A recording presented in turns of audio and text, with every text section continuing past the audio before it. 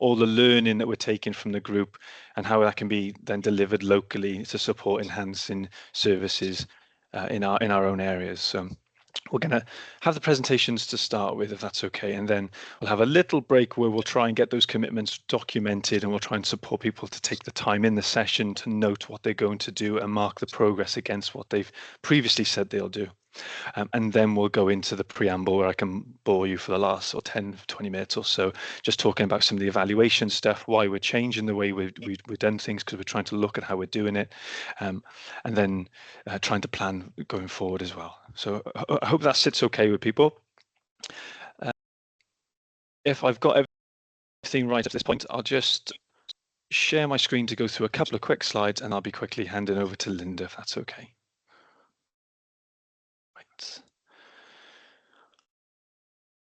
Okay, so hopefully people can see some slides. If I'll carry on unless someone says otherwise. So if you're wondering if you're in the right place, this is the All Wales Community of Practice for Community Neurological Services. And this is roughly what we're going to be looking at today. We'll probably wander around a little bit, but I'll do my best to keep you on time and to make sure I'm not waffling too much. But we've got some presenters from Iron Bevan, that's Linda, and from Powys Live Well Services, and that's Owen Hughes, who I'll be introducing a little bit later into the session as well. Then we'll be looking at the commitments, which is what I was mentioning about supporting that implementation. We'll talk a little bit about the terms of reference, and then we'll go through the previous session before going on to any other business. So just to touch on housekeeping, so yes, it will be recorded. All information is available for freedom of information. We will be taking actions as a result of this meeting, and we'll also be sharing the recording on a YouTube link, which will circulate following, and that's to support people who are not with NHS emails and are people with lived experience and can't access the same software that we can. So we'll be sharing the link on there. And then just a little bit about etiquette. If we can keep cameras on and microphones off when people are talking to sort of help improve engagement, then that would be perfect. I appreciate we need to move around and go to the toilet, so those sorts of things, have a drink, do so. And I know it's so tempting, particularly on a Friday, you want to wrap the day up, catch up on those emails. If we can avoid some of those catching up on those emails during the session, I would really appreciate it to give people who are talking and taking the time to present your full attention. So we're looking at the best practice standard for effective data capture to drive improvement, and this is from the All Wales Community Service Best Practice Standards. There's the link there for the standards, and specifically it talks about using good data to drive improvement in the quality and value of community rehab services, and it needs to capture how much and how well rehab is being delivered, and this, I've put this in bold, what the impact is having from a perspective of the person accessing the service, which I think fits a lot of the conversations we've had over the previous sessions about how can we get services to focus on different services that are important to people, and how can we record that, perhaps coming away from the more traditional KPIs or key performance indicators that I'm definitely used to taking when I was working as an inpatient therapist, looking on therapy activity rather than impact of what I was doing. And then just to signpost, in that link at the top of the screen, which I can circulate in the chat, there is an awful lot of supporting resources around how to, or what data to capture, and I'll touch on some of those a little bit later after we've had our guest speakers. So first up is Linda. People who are new to this group, Linda is a good contributor to this group and is very supportive of them, so that the aims of the group to try and share good practice, and is also the developmental lead for the Neurological Recovery College in Iron Bevan, and is a brain injury physiotherapist in the Community Neuro Rehab Service, or CNRS, in an Iron Bevan Health Board. So I'm going to stop sharing my screen, and if it's okay with you, Linda, I'm going to hand over to you. Yeah, sorry, it's with my colleague Taryn Triplett. That's my mistake. Oh, there we are. You'll have to do an introduction then, Linda. And he's going to do a lot more talking than me. So, Taryn, are you all right to share our slides? Oh, is he here yet? Oh, he's there. Oh.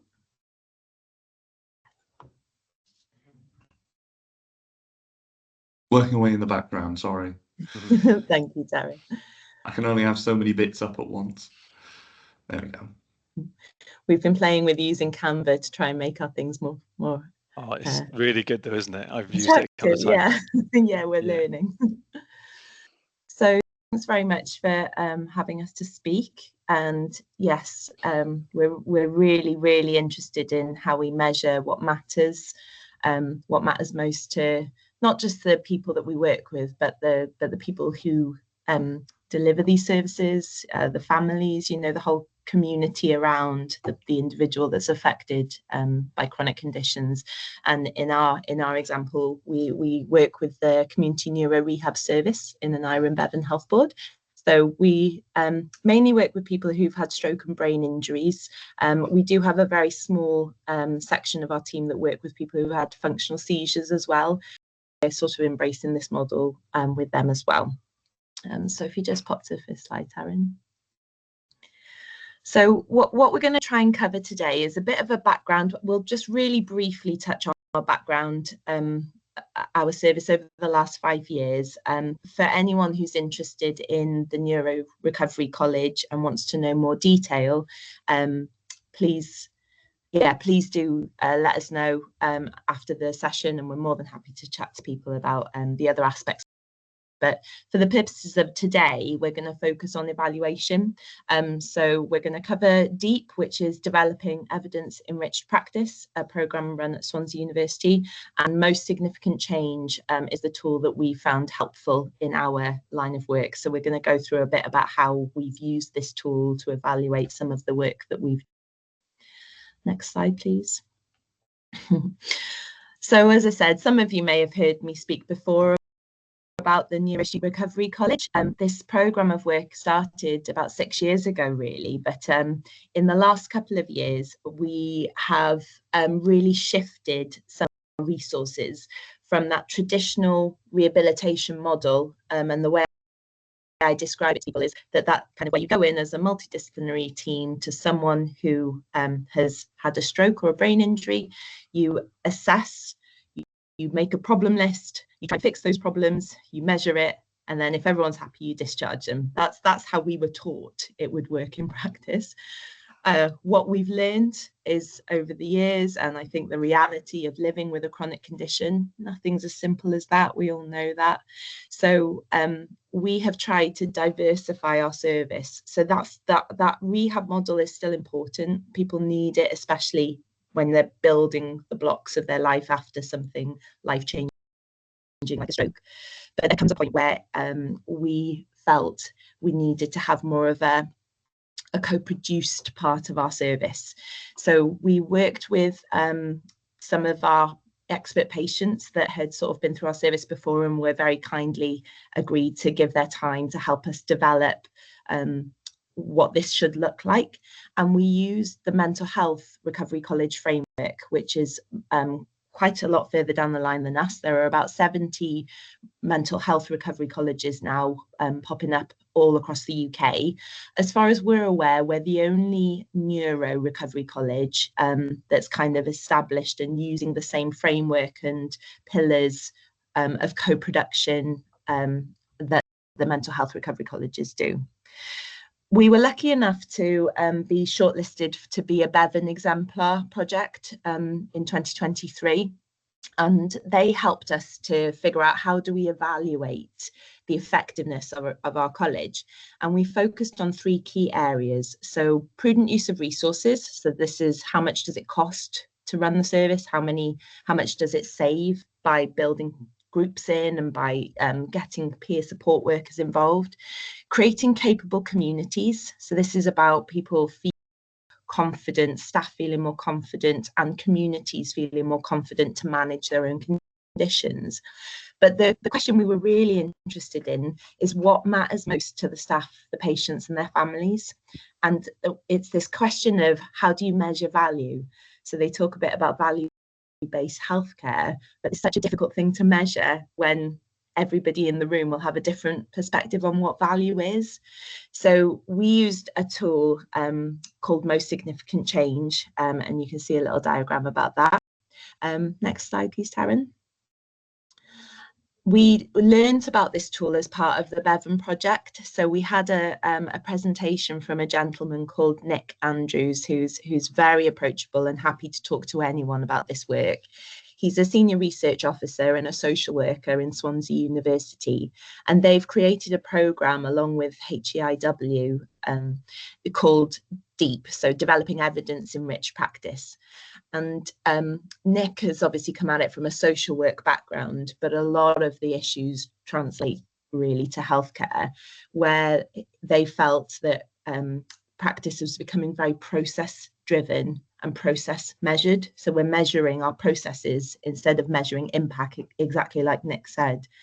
And that what the purpose of DEEP is to try and help practitioners get a balance between, got to measure some of the numbers, but we've also got to find ways of building enriched evidence into our practice. So it's an excellent program. We've got links to the website at the end of the presentation, and we've also a handout that's online that we found extremely helpful for us. Next slide, please.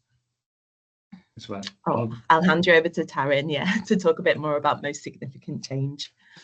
I'll jump in and try and provide a little bit of an overview of sort of what most significant change might look like and how we might go about conducting it, as well as some of the specifics that we sort of explored within how we've run it, both within the Neurostu and a little bit we're currently also doing one within the inpatient setting, and Linda's doing another one at the moment within the NeuroNurs as well. But essentially, the most significant change process is a story-driven evaluation process. So obviously, stories are a really helpful way of trying to capture a lot of information with context and complexity and the dynamic nature of those individuals' backgrounds brought back in, instead of trying to reduce it down to possibly some of those number or process-driven elements that we might have seen before.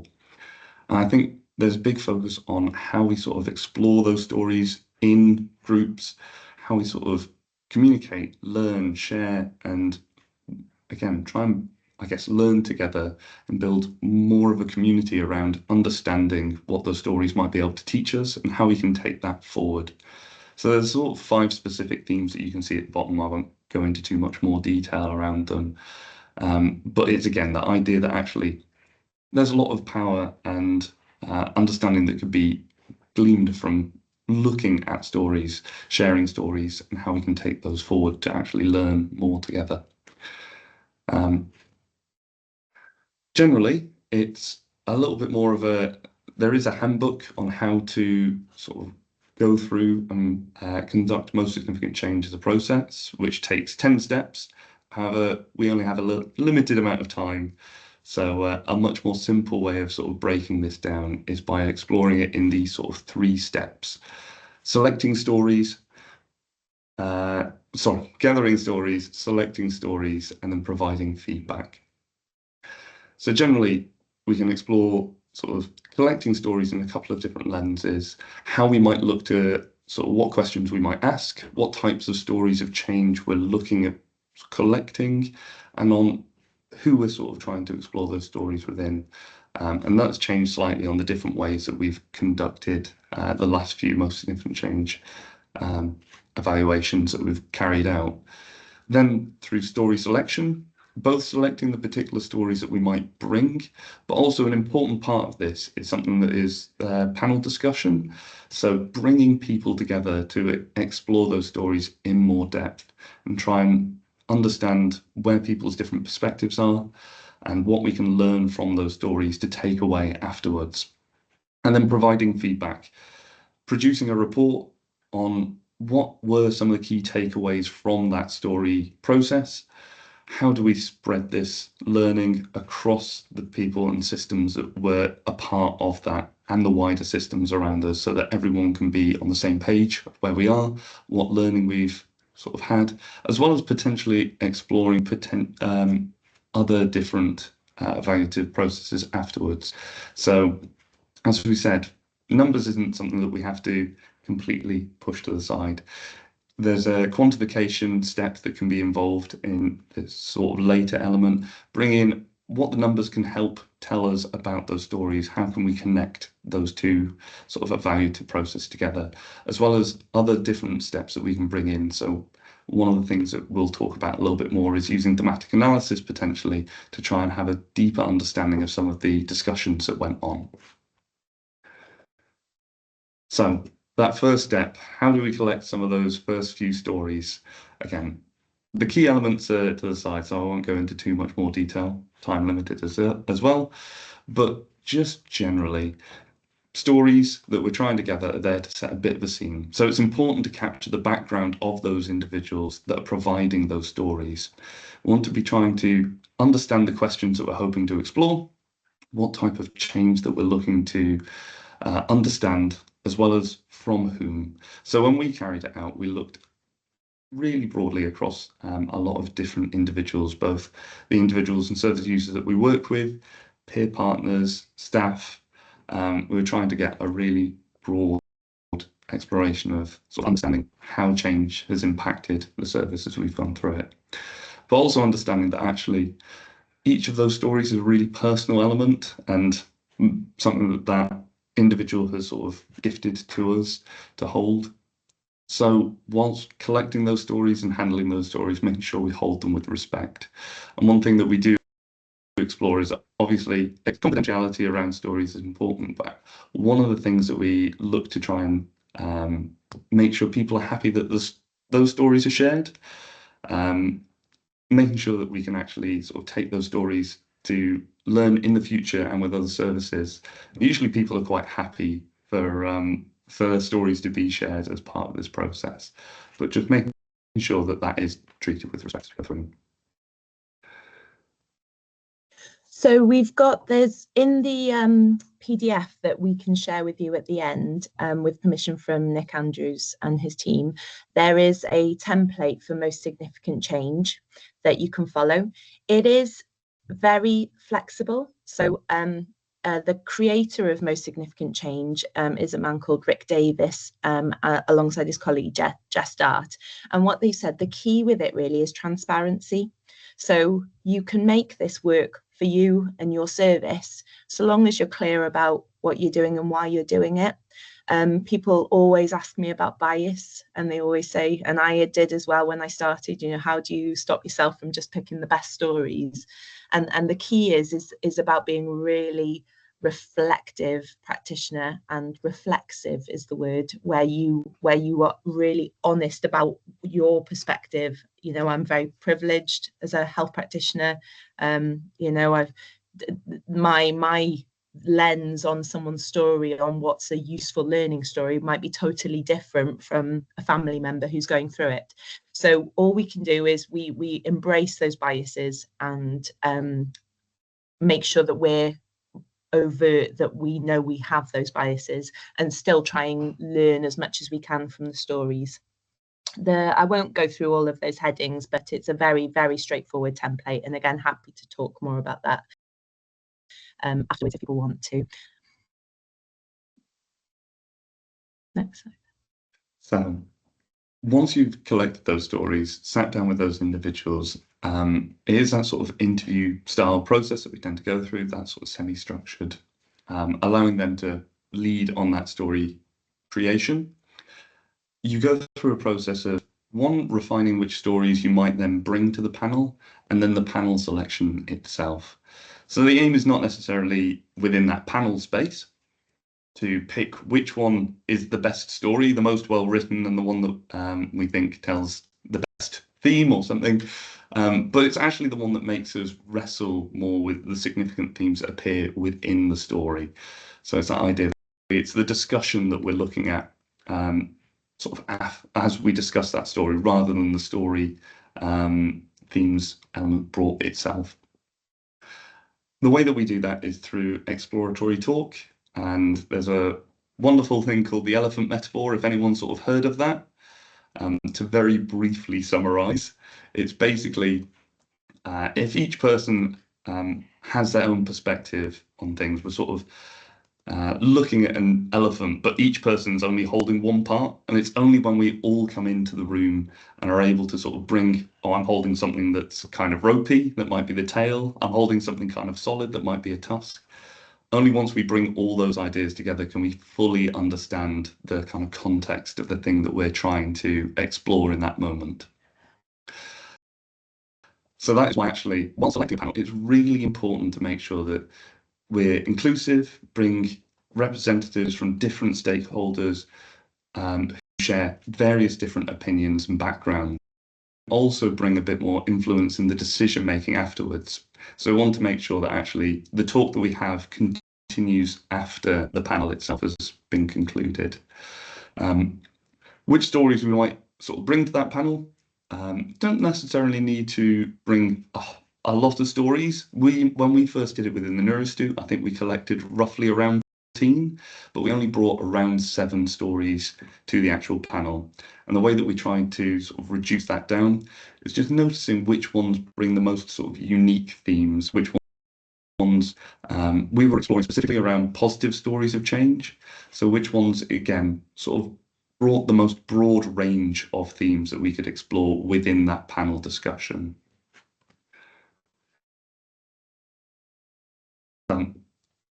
Yep. So again, these are the stories that we had. We're obviously not going to it'd be too many to go through, but you can see the kind of titles that people. One of the lovely aspects of most significant change is when a person gives you their story. The final question is, can you think of a snappy title for your story? And it just it's lovely for the person. I found that a really positive part of the interview process. It makes them smile and they think, oh, actually, how would I summarize this journey that I've been on? And you can see some of the titles here. These are all given from that person's perspective. And ideally, you ask them to pick a picture that resonates with them. And the purpose of this really is that when it gets to the panel will be discussing these stories in more detail, and it can be quite hard sometimes to remember which story was which. So having a snappy title and a picture can really kind of help bring that story back to mind. So it's quite an important part of the story gathering process. And again, the people that we had in our panel, we tried to get diverse voices, as Taryn said. So we wanted perspectives from across the board, from social services, healthcare, but we wanted people with influence, and that's again an important part of the panel. So at the end, whatever themes come out of the discussion, you want people to go away and implement those things into their practice. So the point is that it helps all of us to learn from each other and to learn from the stories. One thing that we've noticed, especially I noticed having been in 2 panels now, is actually just how much people really appreciate the space to talk and discuss, especially when we were sort of exploring positive stories of change. And the one that I've done recently in inpatient, it was a much broader range of stories. But even in both situations, the members of those panels found it just a really nice session to actually be able to sit and think about some of those personal contexts, some of the individuals that were working on a much more intimate level. Yeah, and I think for both of our examples, when you're gathering the stories, you might think, well, that's just something little. So someone might say, oh, the meals really got me down, that, the quality of the meals or the timings, and you think, oh, okay, that's a little thing. But then when it actually came to the room of discussion, it brought about a much bigger theme about choice and how important that is, and nutrition and things. And so sometimes it might seem like a little thing, but actually when you get discussing, you realize how important it is to someone's quality of life. That sort of helps reframe that idea that the stories are really important, those elements that it brings and the themes that they sort of help bring the discussion. But it is that discussion that can be really powerful, those different perspectives in one place, and just, yeah, the wealth of information that you can get as a result of that panel discussion. So we've had the panel discussion now. How do we sort of help, or what do we look at while feeding it back? One important note, obviously, is actually making sure that the panel discussion is recorded in some way. So practicality speaking, we used a recorder and then Teams to help decipher everything afterwards, which was a lot more efficient. And what we did then is just first and foremost is trying to create a little bit of a report on some of the themes that came out, which stories stood out as the most significant, and what was some of the learning that we took from that. A really nice way that it could be wrapped up, and obviously the details on these discussions can be explored in a little more detail in the handbook, but essentially it's that idea of everyone bringing sort of last themes or last sort of words that they want to summarize from the experience, and how that can be taken away afterwards as well. And again, what we intend to do afterwards, what are the sort of steps that we plan to make after having that panel, and being able to summarize that in a bit of a short report can be a helpful way just to then send that out to those who contributed, connected, and teams and stakeholders around, so that we can see that those steps are trying to be implemented, make it a little bit more accountable. But additional steps. So the one that we looked at was a thematic analysis, which is why it can be helpful to have that recording of the panel discussion, because that is what we analysed throughout that analysis process. But you can also sort of bring in those quantitative elements as well. How are the numbers sort of reinforcing some of the themes that we may have discussed as we've gone through that panel? So I'll pass back over. Yeah, so our report, again, if people would like a copy of our report, it gives a lot more detail about some of the quotes that came out of our panel discussion. We, as Taryn has mentioned, gathered stories from across the NeuroAstute, family members, carers, and then fed back these stories and analysed the discussions around what seemed to be important to people about the NeuroAstute and the way we were working. And we kind of summarised it in these 3 core themes, that the NeuroAstute seemed to create a community of learning. And it was, again, there's much more detail in the report, but it was things about learning from each other, the ripple effects of the learning, and yeah, that sort of creating shared learning environments. And then the sort of second theme was about the what you need to foster that safe learning environment. So if you like, the nutrients, we kind of coined the phrase, and this is about the importance of have people sharing the power. So it's not all the therapists and the telling the patients what to do. It was the Recovery College kind of created space for the patients to step up and have their voice heard and influence change, and that seemed to be really important to them. And then the third theme was around the outcomes. The sort of things that people talked about was that this process helped them to reinvent themselves after their stroke or their brain injury. There was definite strong theme around acceptance, that the more you talked about it, the more you kind of had a self-identity, you connected with other people, and you found purpose and meaning in your life moving forward. So it was a really helpful process. And as I said, we've got copies of that if people would like to see that report in more detail. I'll jump on being slightly mindful of time. Yeah. So some of the reflections from having completed the MSc and in the process of completing a few more, is just, I guess, that there can be a lot of flexibility within the model itself. So obviously the steps that we've introduced there, I think, have been a little bit of a summarized version, but it can be as large or as small as you like when you're starting out. Oftentimes it's just trying to give it a go, just collecting some stories and then seeing how it builds from there, and just trying to have that curiosity, that brave approach to just sort of seeing what you might be able to get from the communities.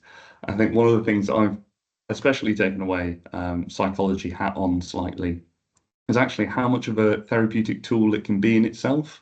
Just being able to sit and be with an individual and then being able to tell the story that they've experienced having gone through the service can be a really powerful process just in itself, and really helps to provide that feeling of them being heard as well. I think every story giver has said that, and they've really liked. I've printed off a finished copy of each of their story to give back to them.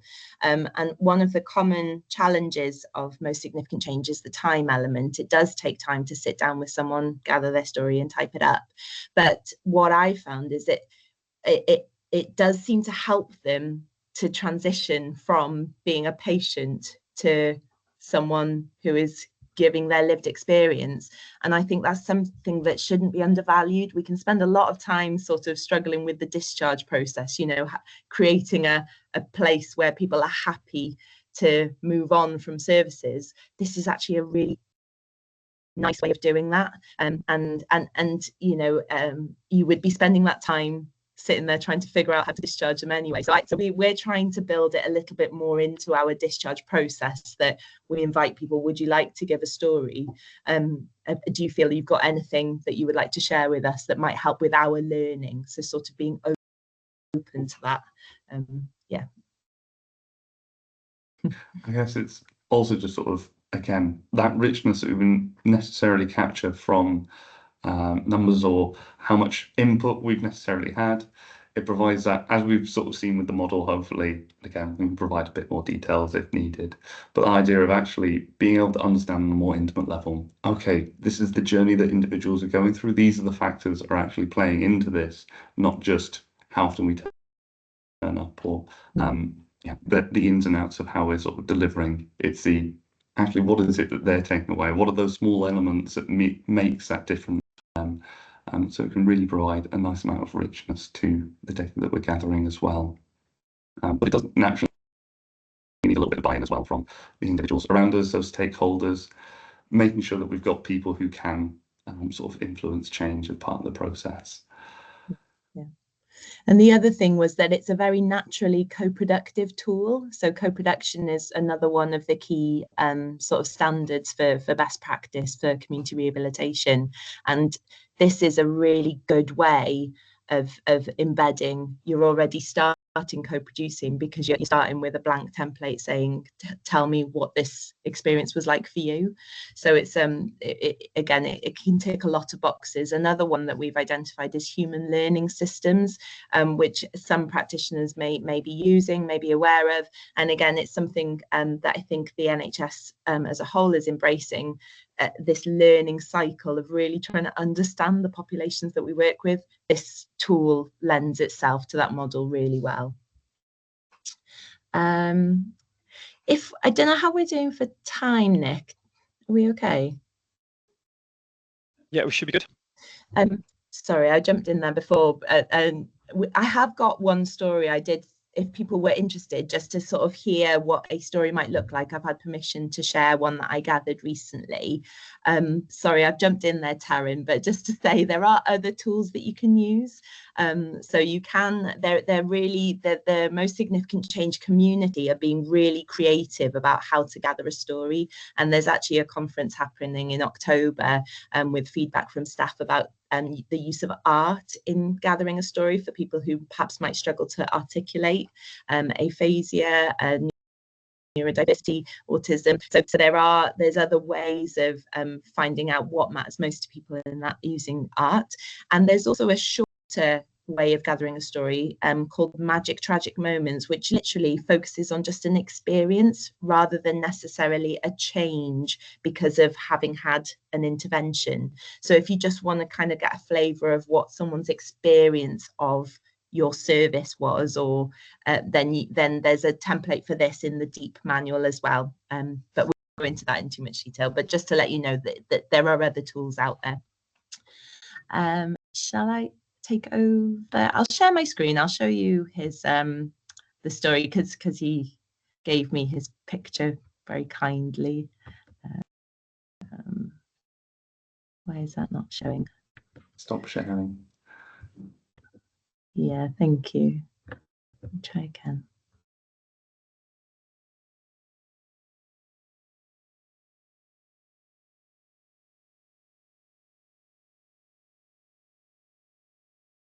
Oh, sorry, for some reason it's not showing up this story to share. Hang on, one more time.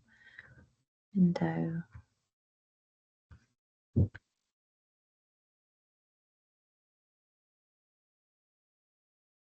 Not to worry, I'll just read it if you guys are happy. So if you just settle back, the title of the story is From the Sublime, the Ridiculous and Back Again. And my gentleman chose an emoji with a very distressed face. So the first heading is Background to my story. I'm a 64-year-old man living in Cross Keys. I worked in a bank for 40 years. In my youth, I played rugby for Cardiff. I played squash at club level 6 nights a week, and I played five-a-side football. I was quite fit. I first noticed my body was changing in 2017 when I was filling the ATM at work and I had difficulty getting off the floor. I took early retirement, but then COVID hit, so I couldn't go to the doctors to find out what was wrong with me. In 2021, I tripped and I banged my face. In A&E, they said I had fractured my cheekbone, but the doctor also told me I needed a referral to neurology because of the way I was walking. It took a long time to be seen by a neurologist. And after that, it took 18 months of blood tests, EMGs, lumbar punctures, and MRIs to get a diagnosis. The neurologists now think I have a form of motor neuron disease. My first thought when I heard this was of Doddy Weir. That was very frightening. That's not the way I want to go. But the type of MND I've got is a very slow progressive form that may or may not affect life expectancy. There's no guarantees, but I'm a bit of an enigma. I was referred to neurophysio in January 23, and at that point, I still didn't know what I was dealing with. The physio helped me to focus on what I could do to help myself. We did balance and core exercises and strength work, and I would do the exercises at home as well. Once she got me as far as she thought she could take me, she referred me to the hospital neuro exercise group. And I loved this because you were able to share your experience with others. However, this group also got to a point where I had to be discharged. So then they referred me to the community neuro at NERS gym group in Cwmbran. So the next heading is what changes have come about from attending the Cwmbran Neuro at NERS group. Physically, I've gotten a lot stronger, which doesn't normally happen with MND. Mentally, the change has been phenomenal. I've realized I'm not the only one affected by a neuro condition. You don't feel so alone because I have the chance to talk to people with similar illnesses. Good to go to the gym where there are other fit people, but this can be daunting as I'm not as good on my feet as I used to be, especially with my relator. But because there's a group of us, I feel safer and more confident. After a while, the other gym members start to look out for me. Which of these changes are most significant to you? Mental well-being. You can train your body on your own anywhere, but the mental well-being by being with other people, the benefits of being in the group, talking to others who know what you're going through and who having staff who really care, it's phenomenal. You get inspired seeing everyone else just getting on with it and you learn from each other how to cope. I'm not sure if the team realise how much it means to us, seeing them and being able to talk to them. What was it like before? My life was a pretty lonely existence, to be honest. I'm not a great socialite and I'm fairly shy. I probably would have kept doing the exercises, but on my own, it would have been difficult to maintain the motivation. What's it like now? My motivation is better. I look forward to seeing the other group members.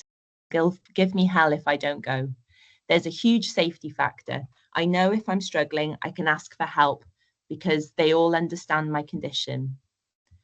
What happened to make the change come about? I think the most important thing is that the physios and the NERS team have created an environment that feels welcoming and safe. You feel cared for. And from that, you then get the physical benefits of getting stronger. And by integrating in the group, you get the mental well-being. But it all stems from the leadership and the culture of the group that the team have created. So that's an example of the kind of rich story that you would get. And obviously, I know that was a positive one.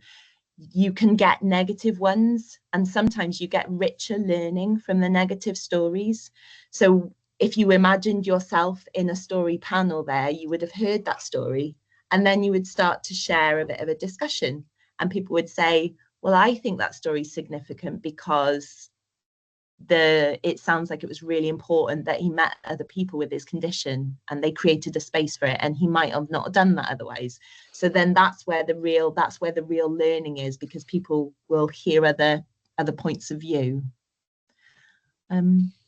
Thank you. I think that's it. We've got a slide with our contact information and some of the references that we've to the DEEP programme and Most Significant Change, but we're happy to share our slides if people would like to have a look, and more than happy to be contacted as well.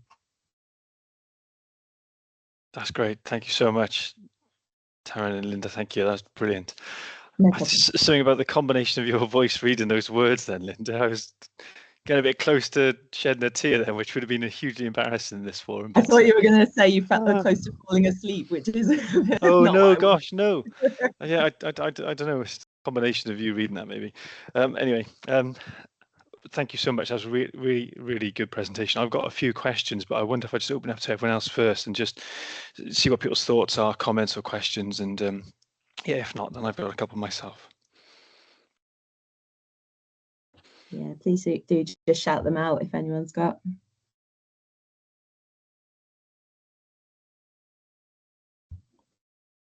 Okay, well, I'll lead then if that's okay. Yes.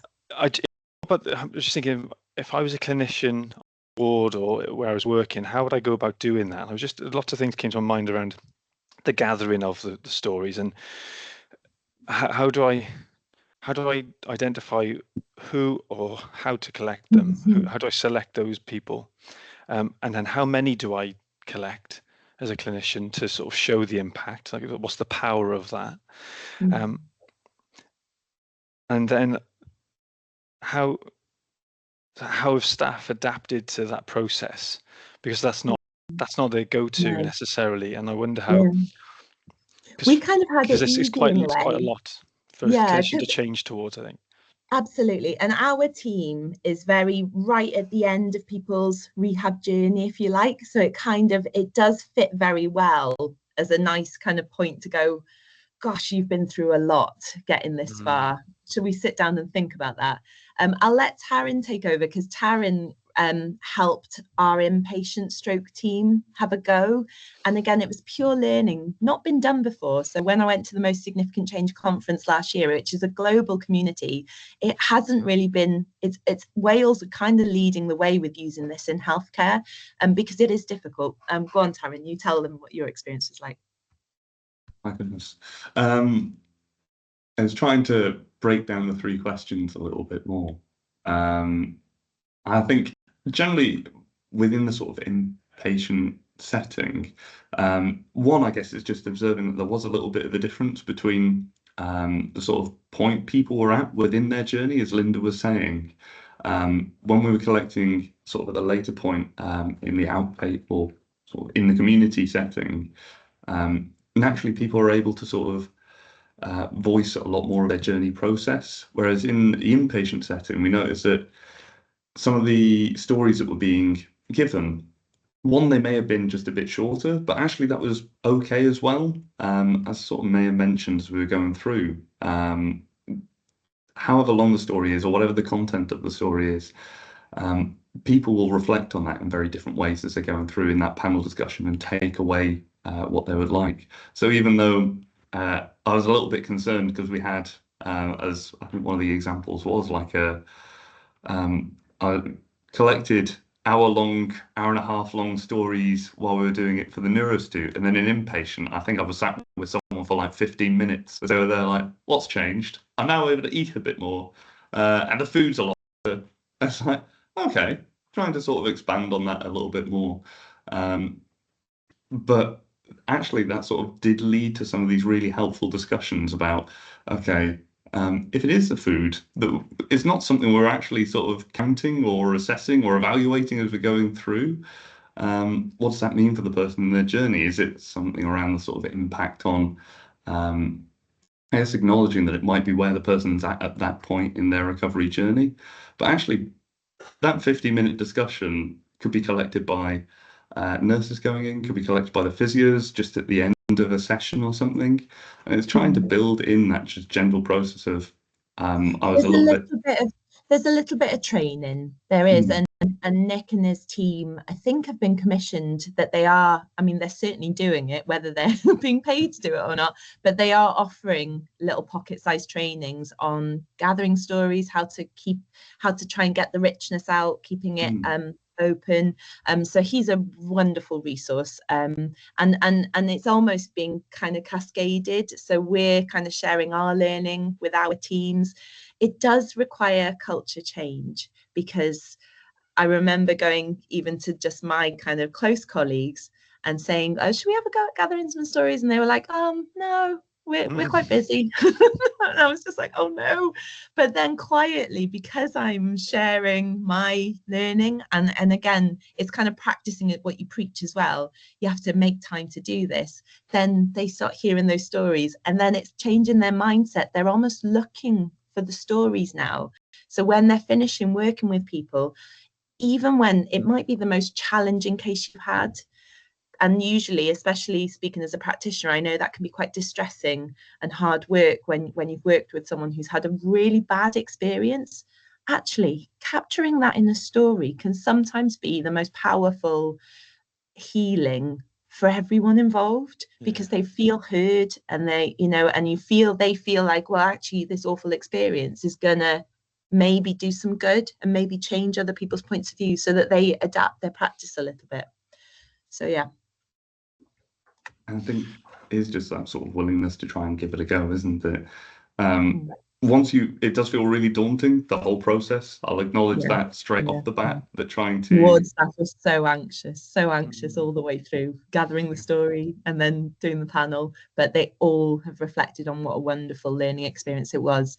And the one thing I would say is that the Magic Tragic template actually might work better for an inpatient setting, because whereas the most significant change, what you're doing is you're evaluating change because of something. So this intervention you've had, what are the changes have you noticed? But sometimes being in that acute stage, you're better off looking for, what was there anything that was particularly magic about your experience, or was there something that was really tragic that really sort of was distressing for you? And then you can just learn from kind of the highs and the lows of people's experience of being in that setting. So that's something we haven't tried, but after having discussions with Nick, it's probably something we will try. Lovely, thank you. That's actually prompted me to have a few more questions, but I'll open it up to Ram. Do you want to come in and speak there? And then Stuart after. Yeah, it was brilliant, Tremaine. Just want to ask about, you discussed about practical things, but personal stories are always subjective and very time intensive. And sometimes we select those stories with more of positive outcome. But have you thought about looking at and combining with other evaluation methods, such as quantitative data collection, which would then have a much more combined effect on the personal stories? Or is it only the personal stories you have looked at? So I think as kind of our learning, we focused on gathering qualitative stories because we wanted to learn about how to do the process. So we did gather quant data, and we have got it, but it's parked in my share point somewhere. It's because that's not, to me, I don't learn that much from it. And there's some really nice papers that Nick talks about where they did surveys on a ward setting and used kind of more broad, thin data, and the satisfaction rates were like 90%.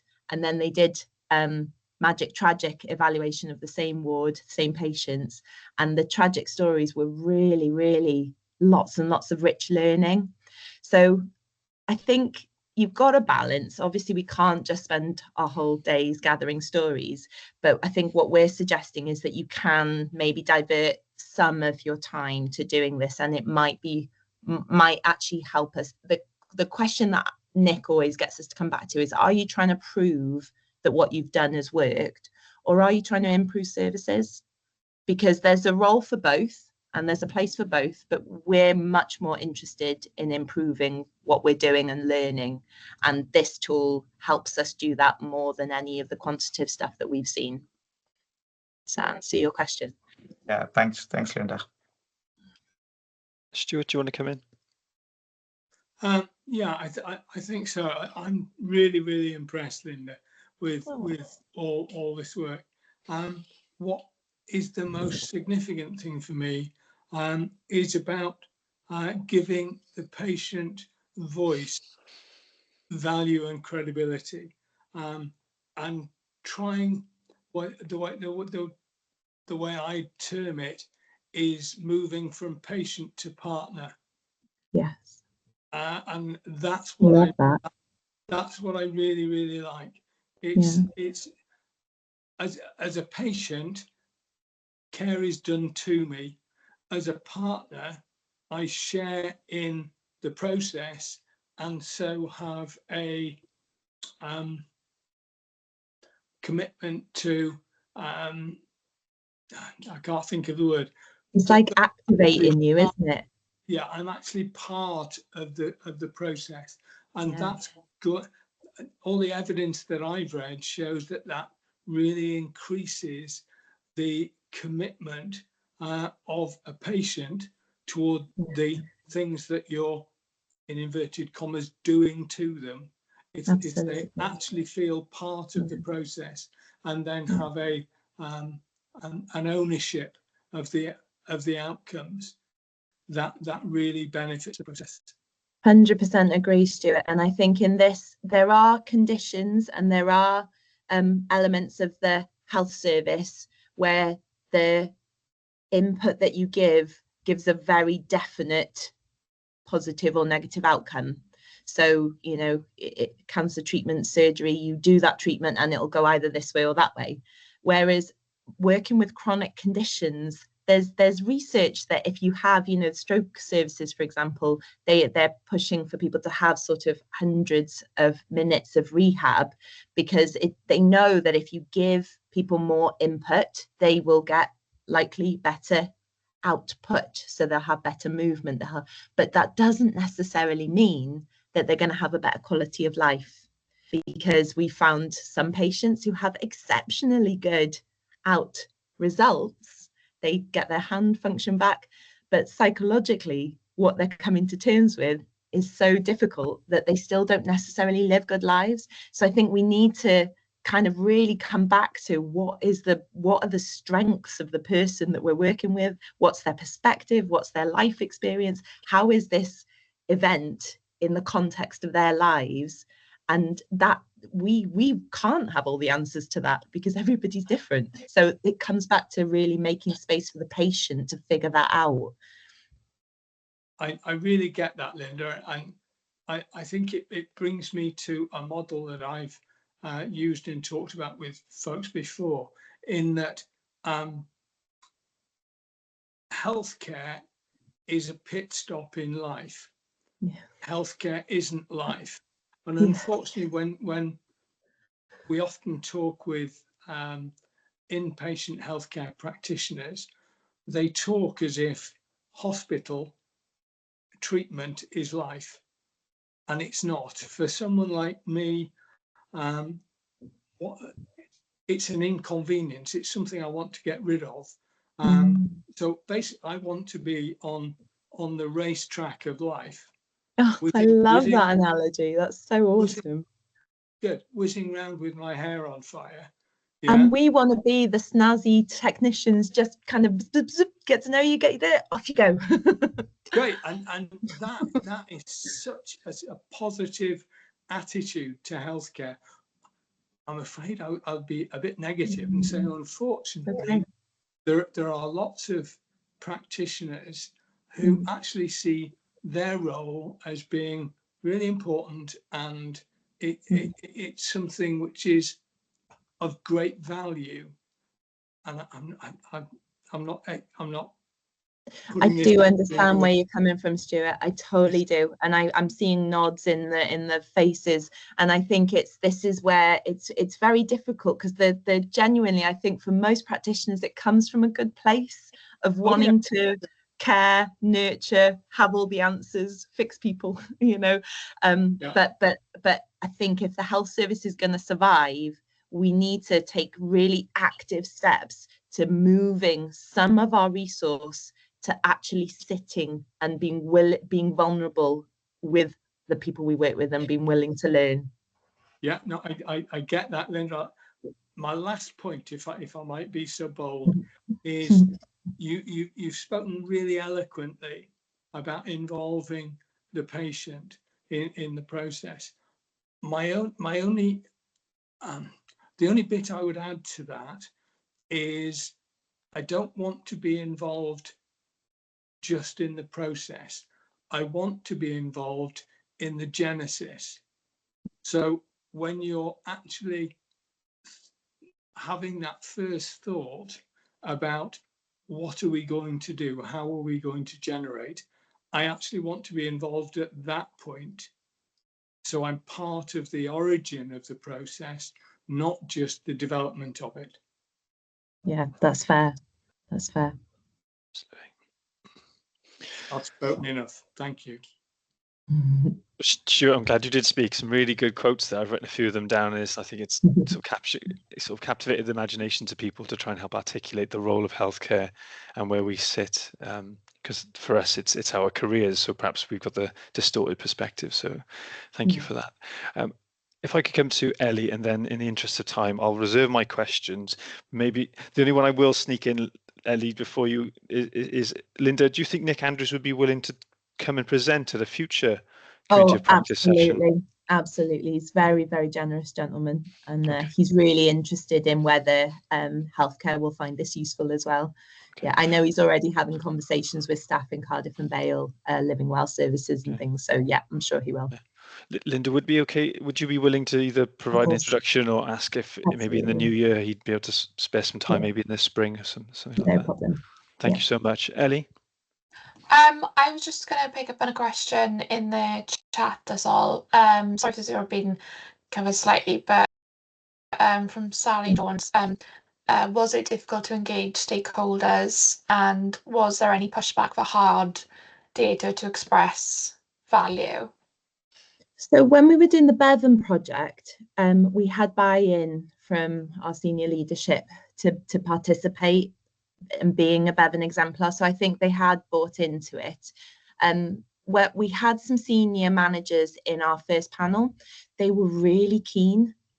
They were really interested, and I think, again, Nick always says this, that it's almost like we treat the senior leadership like they're aliens or they're robots, and they're humans too, and they've got such a difficult job deciding where do they move the money, what do they cut, what do they grow, that actually it helps them as well have a bit more context as to what is happening on the ground. And then when you're having the panel discussion, they can give their very, very real, the harsh reality of, you know, what resources we are playing with here, but also they bring their lived experience to it as well. So it was really lovely because we had a couple moments in our panel where sort of a senior manager would say, I think this story is really useful because of the finances, but also as a mum of someone with a learning disability, I've noticed this, this and this. So again, you're bringing, you know, a much richer real life of all of us. None of us are robots. We're all there. And I think it was the same for the ward. The ward therapists were really worried about getting buy-in from the medical staff and the ward managers, but they all came and they found it so refreshing. So I think once you get over that fear and you just invite people, say, look, we're just going to learn. We don't know if this is going to work, but we're going to learn from it. And the bits that work well, we're going to take forward and sort of try and build it into your annual practice then. I think it's that a lot of the senior leads can also have a large amount of that information around the sort of numbers on what percentages of people, how much change is being given and outcomes, etc. But actually, some of the questions that might still sit after all of that is that why? And I think this can be a really helpful process for trying to understand that element that little bit more. Why are we seeing some of these changes? Even though we're trying to put more and more input in, we're not necessarily seeing that well-being output that we're after, or people are still feeling the pressure in the system. How do we sort of understand that? And actually, with that sort of framework in mind, I think people came with a lot more curiosity about, okay, how can we sort of understand this a little bit more? Social services are much further along than we are, and they're certainly in Pembrokeshire, Howell, they're embracing this model at a much higher level. And I've got a video that I'm sure Nick won't mind me sharing of different managers talking about how it's helped them to really shape their service. So it's ours was obviously quite small and niche because very small portion of the service, but these managers are dealing with managing sort of multiple services, multiple pots of money, and then but they found that it's helped their practice. So I can share the link to that story because it's sort of helpful to see how it can work at all levels. That'd be lovely. Thank you. Brilliant. Thank you both. As always, it's stimulated really good discussion, and it's sometimes difficult to keep us on time, but we are really good for time now. So this will give us a good bit of time now with Owen to hear what he has to say. So thank you very much to both of you for presenting that and everyone engaging in that conversation. I will hand over to Owen, and then after Owen and the discussion that follows, we'll have a short little break / looking at how we can, as a network, support you with the implementation of any learning you're taking from these sessions. So we'll bring that into it. So I can hand over to Owen Hughes, who's the Head of Pain and Fatigue Management in Powys Live Well Services.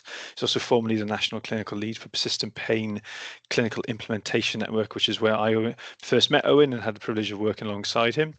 And he's, in my opinion, he's also responsible for raising the awareness of persistent pain in Wales with some of the work that he's contributed to and led on with the Living with Persistent Pain document for 2023, and the other work he's been involved in with like the All Wales secondary referral criteria for persistent pain and some of the work he's been leading on with through our SIN as well. So if I could hand over to Owen, thank you very much for joining us, Owen. Thanks, Nick, and thanks for that introduction. It's lovely to follow on from Linda, because a lot of the things you've been talking about are things that we've been involved in working on over the last sort of 20 years. I've been heading up the various iterations of this service, and really that qualitative approach. I mean, we've used photo elicitation, we've done the sort of story gathering as well, and the magic tragic that we have actually tried, and that was really interesting actually being involved in some of the things that came out of that. And what we've done is we've taken it and we've been to the Hydra Suite in the University of South Wales in Treforest, and use those stories to explore that with the team and the people around it. So today I'm going to talk about sort of how we've evaluated the changes we've made, if you like, in our service, and perhaps talk about some bit more of the practicalities of the quantitative elements of it. But it's certainly been a really interesting process that we've been through, and Stuart, your point as well, points that have been really ones that we're very familiar with, is that actually this needs to be a partnership. Healthcare needs to be a partnership. And we need to remind, as healthcare professionals, we need to remind ourselves that actually we play a very small role in most people's lives, and that's the way it should be, really. So let me just share some slides, but hopefully we can have a chat about a range of different things. So hopefully that's now appeared on your screens. So Nick introduced me as head of pain and fatigue management, but actually the service we now have is the Powys Living Well service, which includes pain fatigue, but it also includes weight management as well now. And again, the reason for that is because we were hearing about people coming through our services saying, why do I have to go to lots of different places? And we were listening to those stories and actually saying, well, actually what we need to do is to sort of not just see people in as a collection of symptoms or different issues. We want to see them as individuals and essentially put together a service where they can come, they can explore all aspects of their health, and move forward. So my background is I'm a psychologist, but the team at the Living Well service is physios, OTs, nurses, GP, and other psychologists as well. So it's that great multidisciplinary approach that I think is by far the best way to help people. So just a bit of an introduction to the service. This is kind of what we do at the Living Well service. We support people, notice not patients, because as Stuart so eloquently put earlier, actually we don't want people to take that passive role. We don't want people to suddenly give up their independence. We want people to remain as people, and our role then is to help them maximize their health and well-being. So that's very much the focus, again, as Linda's picked up already today, that the importance of building on strengths rather than always focusing on that problem list, and really sort of helping people to move forward, even if the underlying condition remains the same or indeed gets worse. That it's all about the management of chronic conditions, in some cases lifelong conditions, and our role is to help people continue to live the lives they want to live, without the sort of health condition being the controller. So just to reiterate what we do. So we do pain management. We work with people with persistent non-malignant pain. A few examples are there. We also have fatigue management. So with the long COVID service, we've been working with people with chronic fatigue for, again, 15 years, post-viral fatigue, and a whole host of other issues. And most recently with the level 3 weight management service for Powys. So that's we work with people with a BMI of over 40. But obviously people come through the service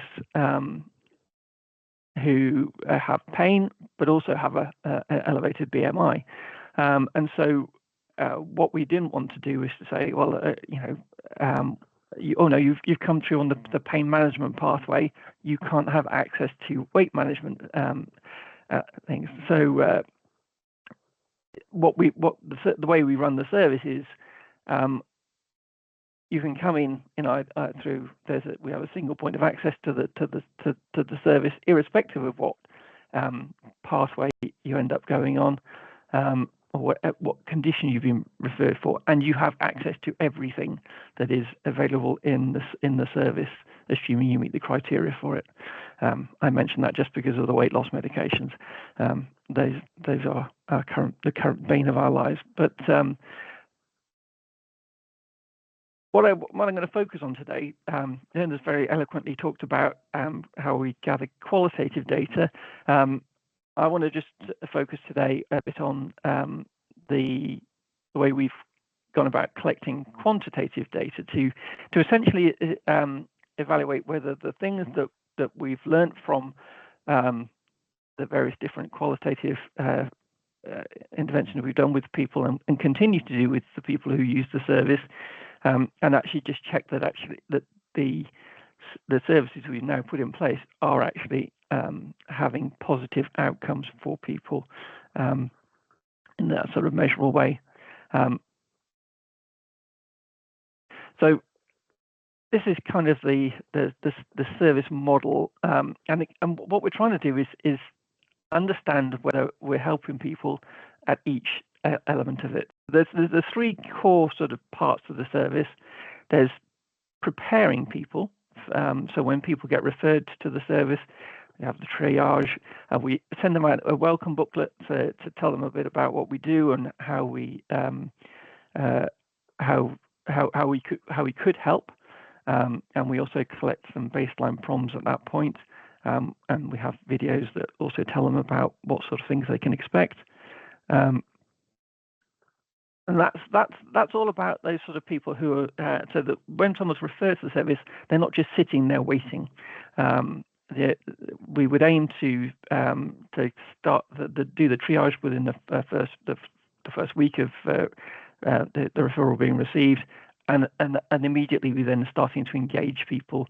The welcome booklet is something that we've developed as a result of feedback from other people that people want to know that A, that their referral's being received, and B, that they want to know a bit more about what it is they've been referred to.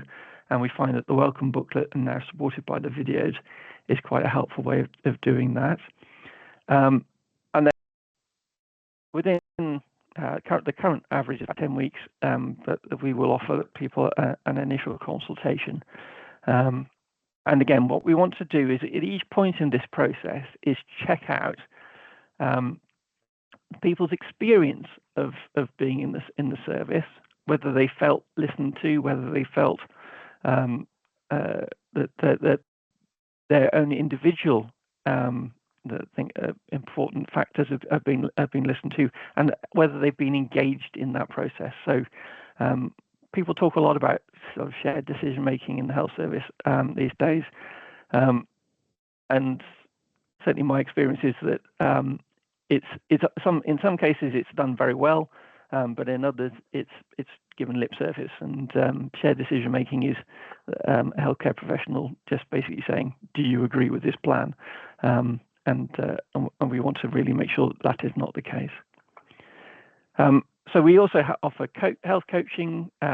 We run a whole series of online groups, which are and also face-to-face rehab groups, and we can refer to other places as well.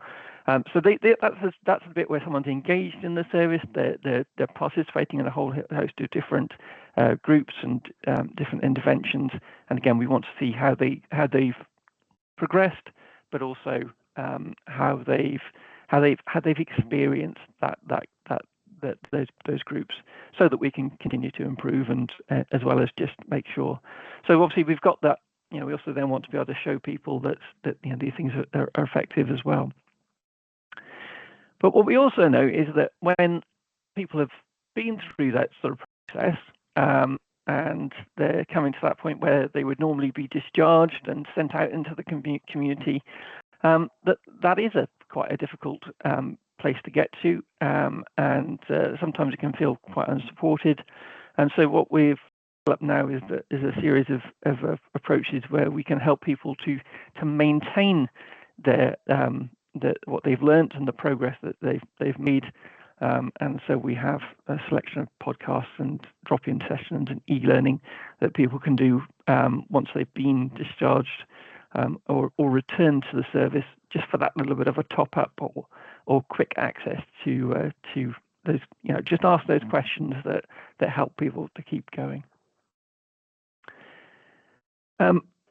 We're based in Powys, and those of you who know Powys will know it's a very rural county, a quarter of the landmass of Wales, but only 130,000 people. So it's very difficult to deliver a service across the whole of the area, which is why we use digital now as our first sort of port of call. And our current way is that 95% of people choose to access our services through digital means, although we do some face-to-face as well. And the idea is people have a choice, so that they can choose whether they travel 2 hours to get to us, or they choose to do things. And what we're finding is that people are choosing very much that actually they'd much rather be at home and access services where they can and where it's appropriate. And then, as I say, then they come in for those occasional things where they absolutely need to be in the same room. And in order to support that process, we have a team of digital facilitators who work within the team, who help us to develop our digital offer, and also do the basics of actually helping people to learn how to use Teams or attend anywhere to access appointments. So that gives you a very brief overview of kind of what we do. And if you want to learn more about that, more than happy to talk to people about that. But as I say, what we wanted to do was to check that we're to evaluate what we're doing, and we didn't want it to be an onerous task. We wanted to use the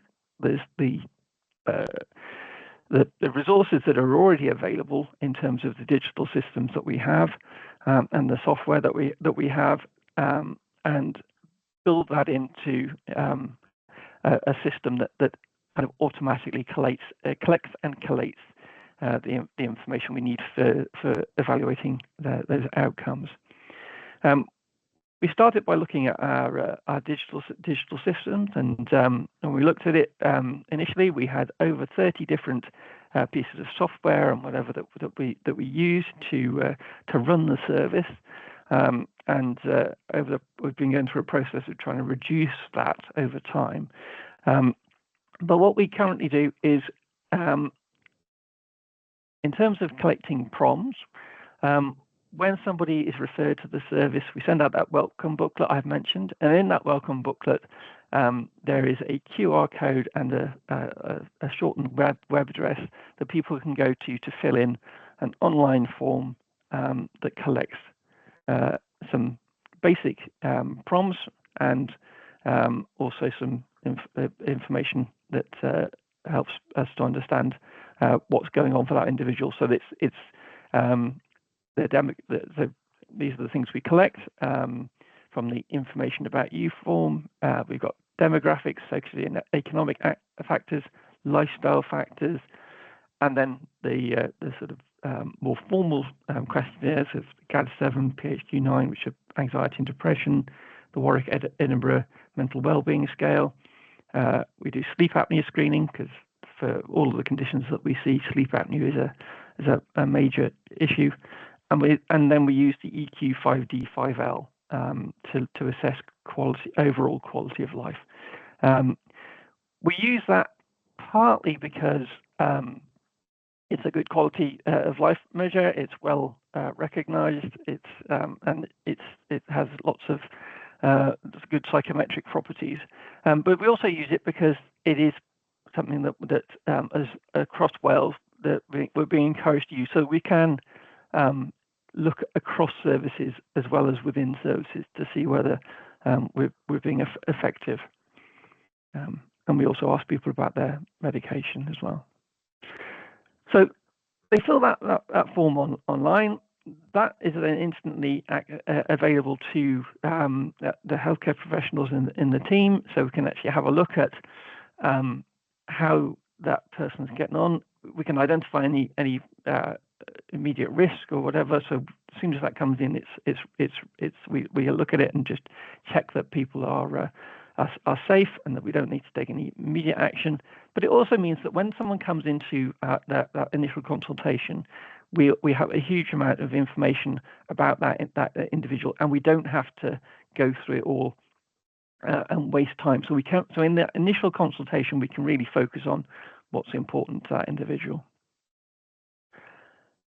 And then what we do while someone's engaging in the program is that at the end of every just after every appointment, we send out either a similar questionnaire using Microsoft Forms to gather information about how people are getting on. So we ask them to we don't get them to do the full information about you every time because that is quite time consuming, but we do collect things like DQ5D at a host of different points through someone's journey through the service, and that is automatically generated by the appointment. So we use the Welsh Patient Administration System, and there's a tool that works with that, which is part of that, called Databricks, and that allows us to send an email to someone straight after their appointment, inviting them to complete the questionnaires.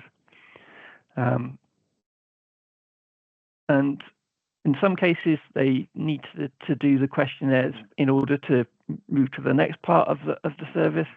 But other times it's just a straightforward how you're getting on question. And then we will also, this is something that's still in development and we're still coming through some glitches, but the plan is that while someone's in that maintenance phase, we can also see how people are getting on, because I'm a great believer that there's no point just doing something that works while you're seeing that person. This is about helping people to change their lives and to continue to live well, So we want to see to check that actually this is having a lasting effect. So the questionnaires will be sent out on a regular basis. What then happens is that the information from those questionnaires gets sent automatically to the data warehouse, and once it's in the data warehouse, we can then use the Power BI to generate a whole host of different reports that can track both the individual and also the people on the different pathways, but also general sort of service things. It also means we can look at people's before and after data on for each element of the process that they've been through.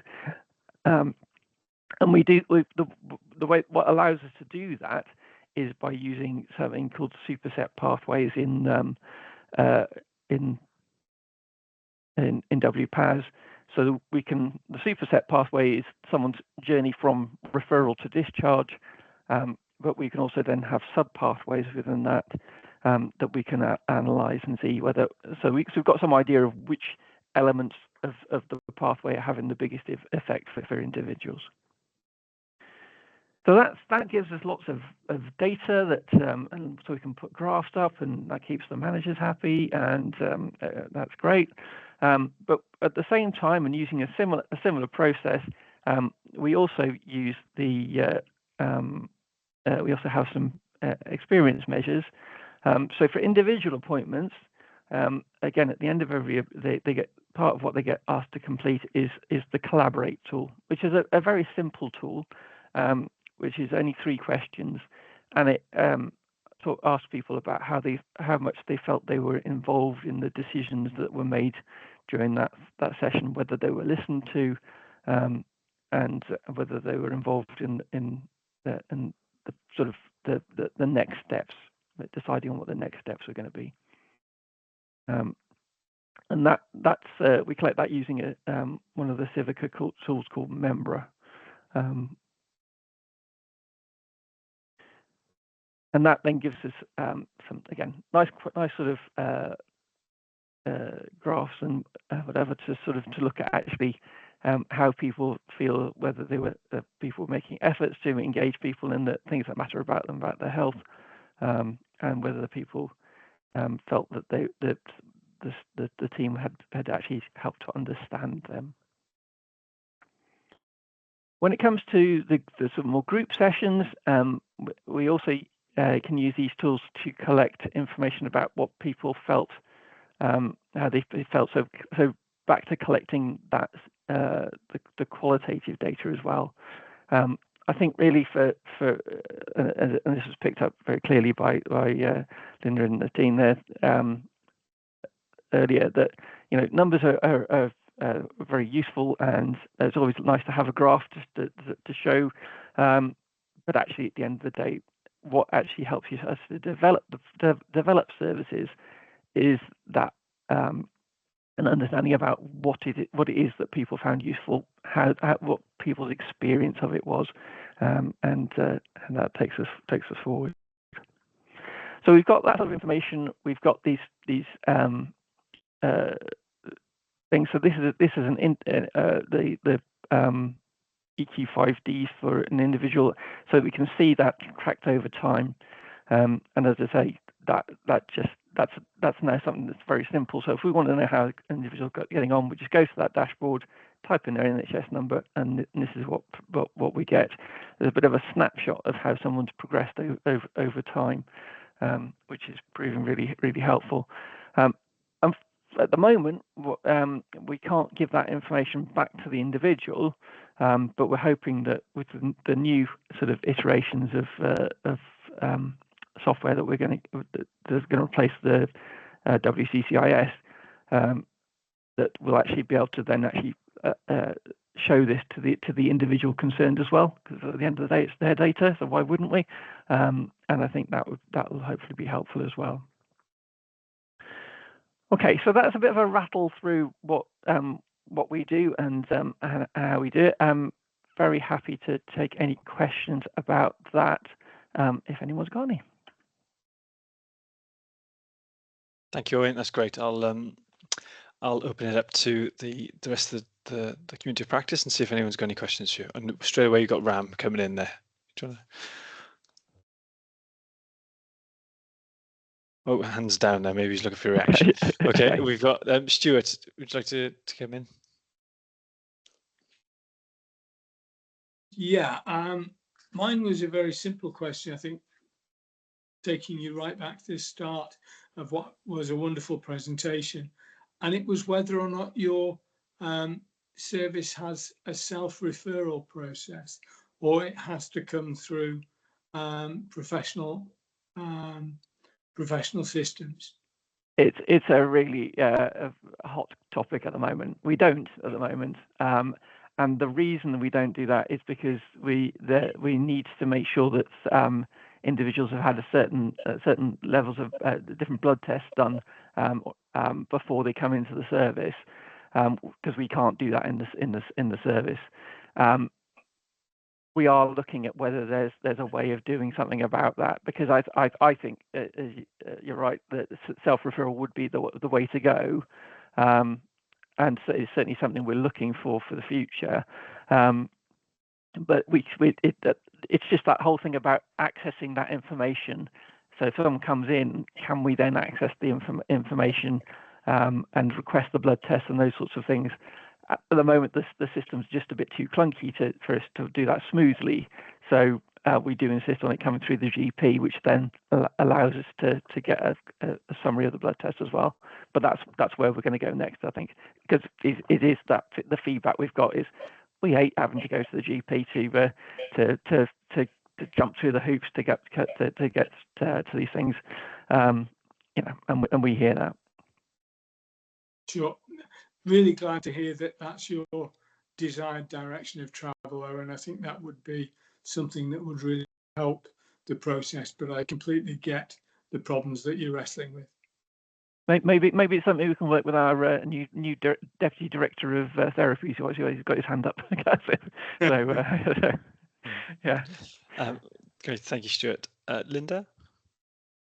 Thanks, Owen. That was brilliant. I'd love to have a conversation with you outside of this about your service. It sounds brilliant, and I think we've obviously trying to really learn from the qualitative, but the quantitative stuff is our weakness, and it is actually me and Taryn have been having some conversations about that. I was thinking and interested in the fact that you have digital practitioners, or what do you call them, digital facilitators? Yeah. And I just wondered, so how much of a challenge do you find it is for people sort of engaging with, even I've had people sort of telling me, oh, don't show me a QR code, whatever they are, just getting them to fill in that form in the first place. And does that then, do you lose those people that don't engage at the first step, or do you use your digital facilitators to kind of make sure they are helped with that process? Especially, it sounds like such a big part of the process, getting them to fill in the feedback. Yeah, so that's exactly what happens. Is that if after 2 weeks they haven't filled the form in, one of our digital facilitators will contact the individual saying, how are you getting on? Are you having a problem with the form? And if they are, then they'll talk them through. We can send it out in a paper format as well, but obviously that makes the whole process a little bit more complicated. And what we really want to do is because not being digital in Powys is something that actually makes you very socially isolated. We also want to sort of do a bit to sort of help people develop their digital literacy, and so Charles, who's one of our digital facilitators, used to work for Lloyds Bank, was involved in that whole process of getting people to use online banking. And he's very good at sort of helping people to make that transition, to make them realise that actually they have got the skills and they use them all the time when they're doing Facebook or whatever. They're similar sort of things. It's just a question of finding a way of doing that. And we also Would have you mind sharing their job description? yeah, absolutely. Yeah, because I do think we definitely need more of them. Yeah. Because I mean, we've had digital facilitators in the team for nearly 10 years now, because we were on this process. Yeah, exactly. Well before COVID, and they have been a godsend. So thank you very much. Thank you. Just before I bring Matthew in, there was a question in the chat which I missed again, I'm afraid. It's from Jane. It says, Owen, are there any plans to develop an app around this to support people?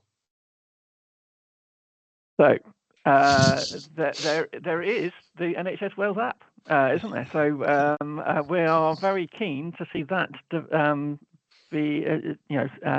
involve these things, give us access to the e-learning things that we've got. So rather than people having to go to lots of different places, to really sort of to use that as a single front door that then allows people, and it should allow people to see their records as well, and that EQ5D, because that's the whole reason why we put it in the centralized data warehouse, because in theory it's possible to get it out, but at the moment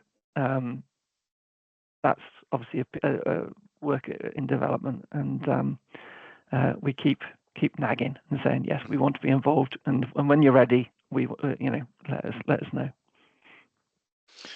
That's great, thank you. Matthew. Thanks, everyone. Owen, I thought it was brilliant, absolutely brilliant. And I know I might be slightly biased, but I thought it was really, really good. I loved the structured, logical approach to it. I think the prepare, engage, maintain bits really, really jumped out to me, to say that that's where the consideration has been taken into it, to make sure that you're thinking of every step of that journey.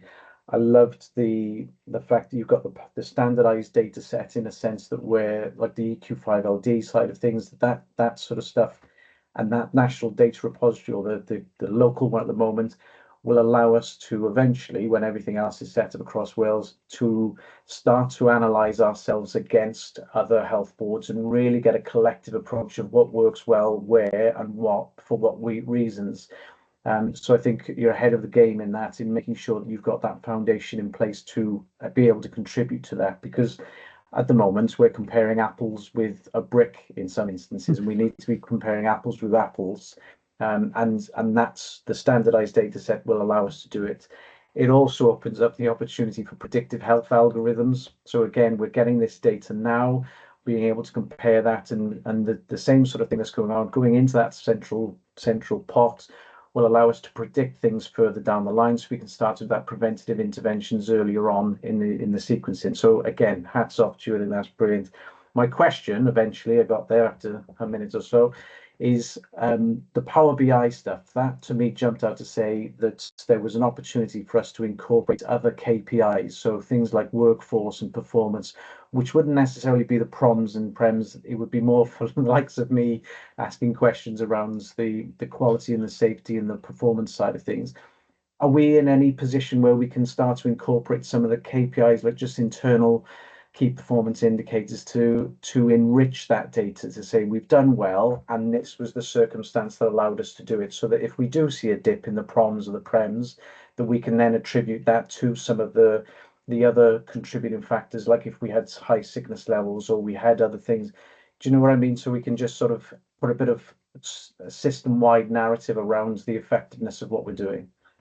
So yeah, I mean, I guess we do have that, and the ESR will give us the sort of the status of a service in terms of staffing all the way through at a given point in time, and we do use Power BI for a whole host of other dashboards around waiting times and those things as well. Because I think that's, I mean, one thing that I've always been really clear about is the longer someone sits there waiting, the more you miss an opportunity, I think, because people, when they get referred, and once they've been through that sort of process of getting referred, that's the time you want to engage with them, because that's the time when they're ready. So the longer you leave it, you miss that opportunity. So I think that factors like that need to be considered as well. Yeah, and that's that. And so we're continuously pushing on reducing that.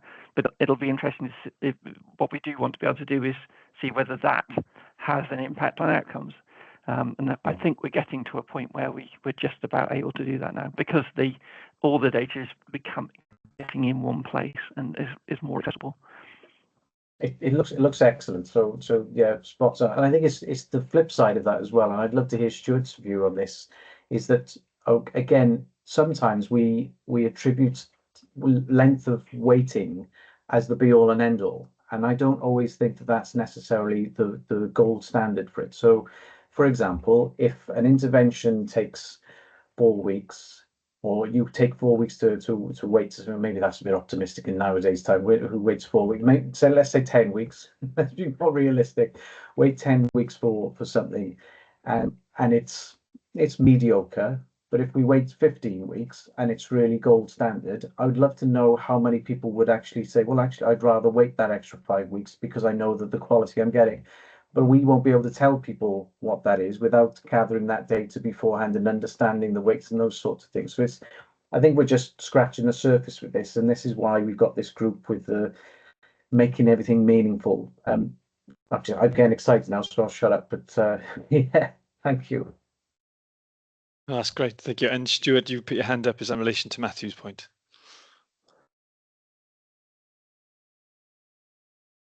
You might be on mute there, Stuart. Sorry, I'm rubbish at this.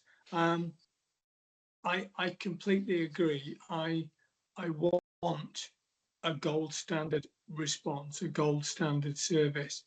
And if that takes a little bit longer, I would far rather receive that. But having said that, I know that I perceive that I'm probably in the minority there. Most people would say the most important thing is how quickly. And there's something maybe within that about stratifying responses. So there are some people who need an immediate response, a very quick response. There are others like myself who would really rather put their need in and say, I'm quite happy to wait a little bit longer. I appreciate stratified systems are difficult, but somehow, if we could find a way of doing that, I think that would meet the needs of most. Do you mind if I come back there, Nick? If that's right. Sorry to hog the floor.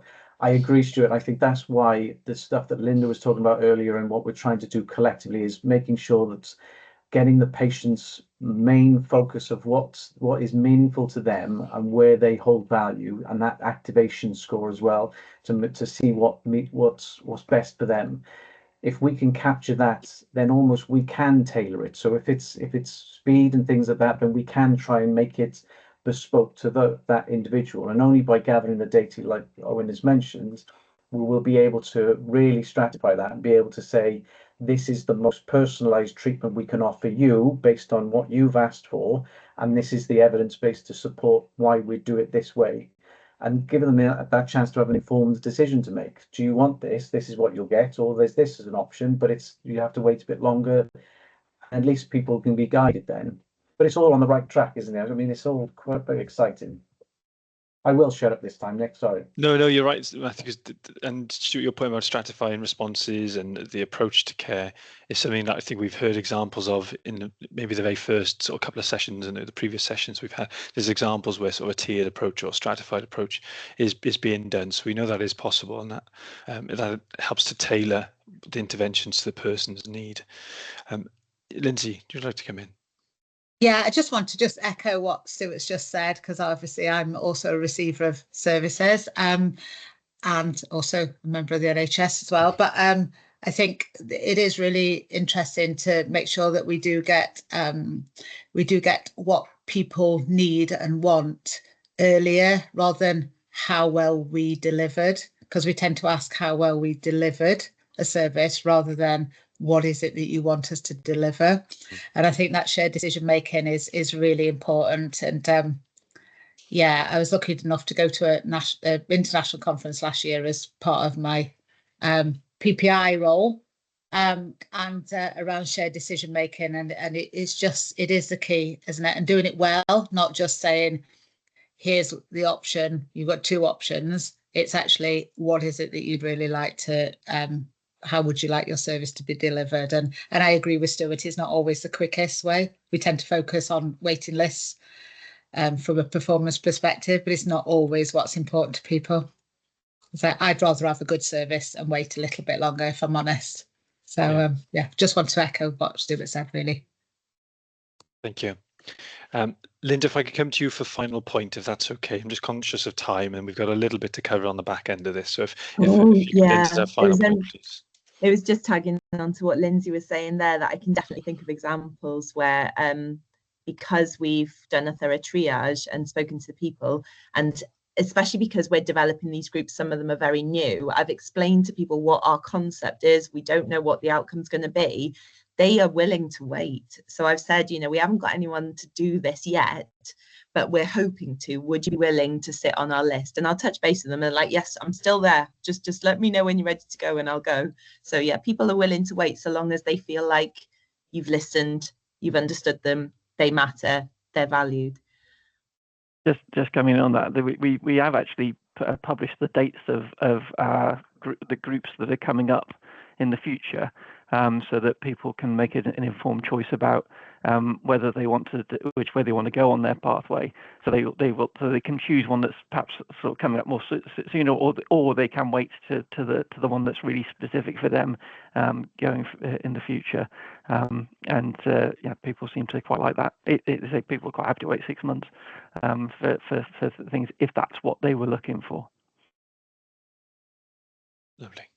Thank you. Again, stimulating really good conversation after the presentation, so it's good to hear. I'll just quickly share my screen. So just to recap very quickly, so we're just looking at effective data capture to drive improvement. We've had 2 lovely presentations with lots of good discussion. And just to sort of redirect people, the best practice standards are available for people to look at, and there's loads of supporting documents in those standards as well. One of which I've used previously is the All Wales Rehab Framework, which essentially just goes through some different types of measures you can collect, and there's a whole host of there. And I have cited Michelle Price, who I know is on the call and has been active and very useful in the chat. So thank you, Michelle. Around there's some AHP PROMS work which Michelle's working on, which is trying to support AHPs in collecting data to look at the impact of their work. Now, this is the bit where we sort of flipped a little bit. So previously we were asking people to complete evaluation forms after these sessions, and then to identify what it is they were looking to incorporate into their services or do in their services as a result of the sessions that we've listened to. What I'm going to ask now is, for those who are input into this, so people from every service providers, I'd like you, if you can, to go to the whiteboard, which I'll put the link in the chat. I don't know if I'm able to put that in the chat from here. Yes. If you could access that link for me now, for all the service providers on the call.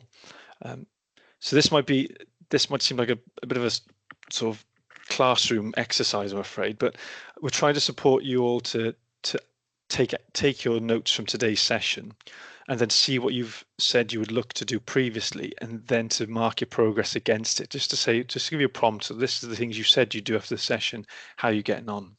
So hopefully people are able to access that link. If I can't access the link, fantastic. Anyone else not being able to access? No, it's not working for me either, Nick. Right. How do I do this then? Am I going to be able to do copy link? Am I able to put that in there? Nick, you see where it's got the little eye icon? You need to change that to edit. But then you might need to invite us individually, unfortunately, because I don't know whether it'll allow you to copy the link. Okay. In the interest of time, I'll just talk through it then, but I would really appreciate if people could have a go at doing this. This is an evolving way of us trying to help capture your actions. So as you can see, I've put the different headings of the sessions across the top and health boards down the side. And what I've done previously, I've gone through to all the evaluation forms that have been submitted, and I've just word for word, verbatim, I've documented what it is you've said that you were going to commit to and what you would do and how you're going to go about doing it. So I've recorded that against your health board there. So what I'm hoping people will do is a way of just keeping tabs of what you're doing and the commitments you've made during these, after these sessions, because I know it can sometimes sort of fade in your memory following the sessions. If you come to a box, I'll use an Iron Bevan as an example for the effective data capture. So if you right click and click note, you can just simply type what you're going to do as a result of today's session, whatever learning you've got, and you can place it there as a marker for something to do. If you're going back to your first actions or some of the previous actions, so for example, this one, it says going to create a mailing list for our current neuro peers and partners, and this was in relation to co-production. If you're doing that or have done that, you can either leave a comment to say where you are against that, or if you've done it and you're happy to, you can come down to here. There's a reaction you can add to it. You could just put a tick on there, and you could just drop a tick onto that box. Okay, and it's a way of us all being able to see what actions people have taken and what they're doing to try and help improve the delivery or enhance their services by these best practice standards. Now, we have no way of having authority over you as clinicians to insist that you do X, Y, and Z, but it's just a way of trying to support the learning from the groups and then the implementation of it, because that's the implementation arm of networks is the difficult bit for us, translating that. And all this talk around value is making me think, well, how do we demonstrate value as a network, that what we've got in this forum, the productive conversations that we seem to have, and personally myself, and I know that the network come off the call feeling energized by the conversation. Well, how do we capture that to then say, well, that is going to add value at a local level? So although this is not foolproof, it is one way of doing it. So I will make a priority today to sort the link out, and I will get it sent out to you, but it does need some engagement from yourselves to capture the things that you wish you want to do as a result of today's sessions, and then also to go through and just share how you're getting on against them. The caveat to this, of course, is that there is no way of us sharing this with people outside of NHS Wales, but at any point I would be happy to talk through these actions and these points that people have made with anyone who doesn't have access to it. We've got no forum or format at the moment to share this. So I know that is a limitation, but that is something that's probably outside of our control at the moment. But we are continually aware of that and looking to try and sort of get over that barrier.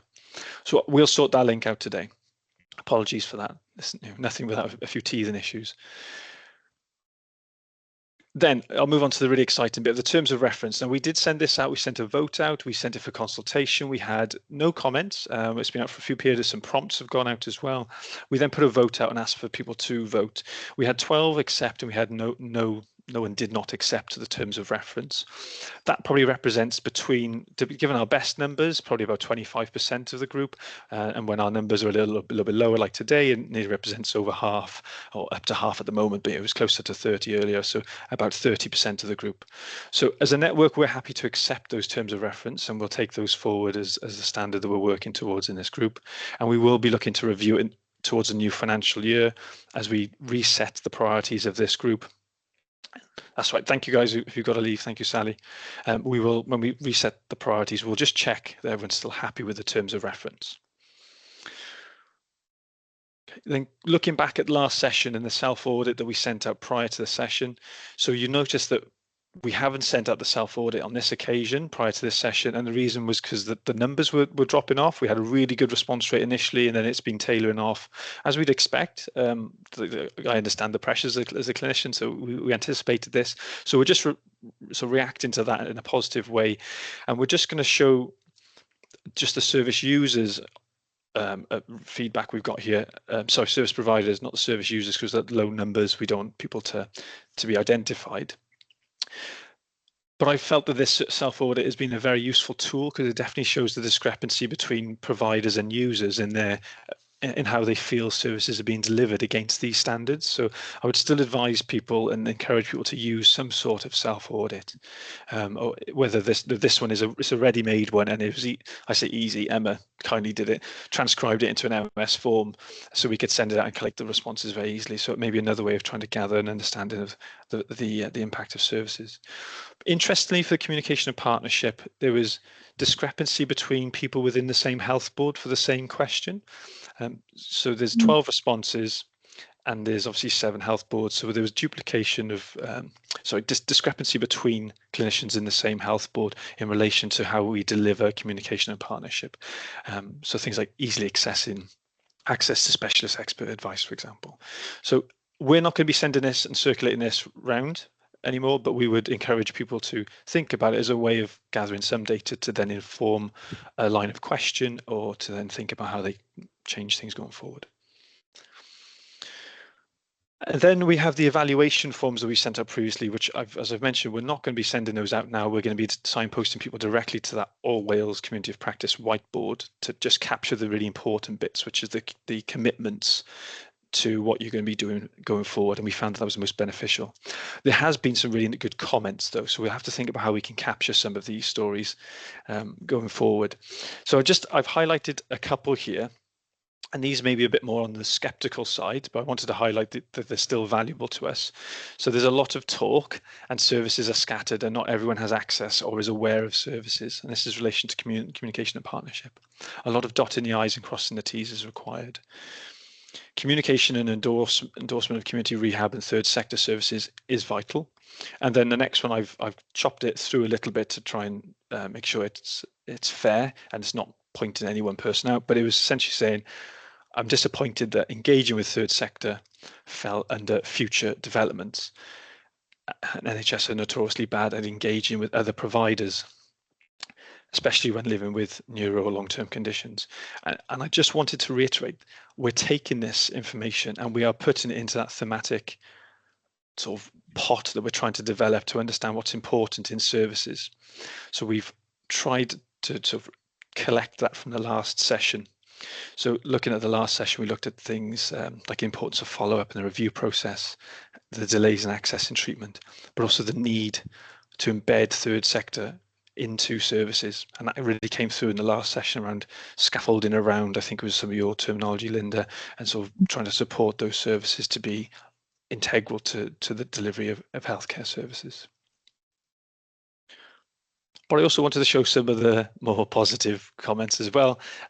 Just to say that they were a great presentation, it's valuable feedback. It's good to think and compare. Both presentations from North and South, very good to highlight common challenges faced.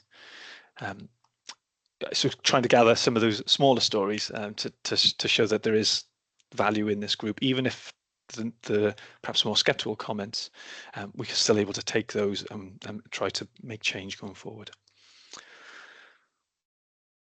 Actions. Now I'm just going to quickly recap some actions. I know we've got a few minutes, so I'll just recap some just so we're aware. And if there's any additional ones, please just shout out. There's a few with your name on, Linda, I'm afraid. So we've got there was the most significant change PDF. You were going to share that one with the consent of Nick Andrews, and we'll circulate these after. Linda and Taryn, you were going to send a copy of the slides, the report, and also the video link.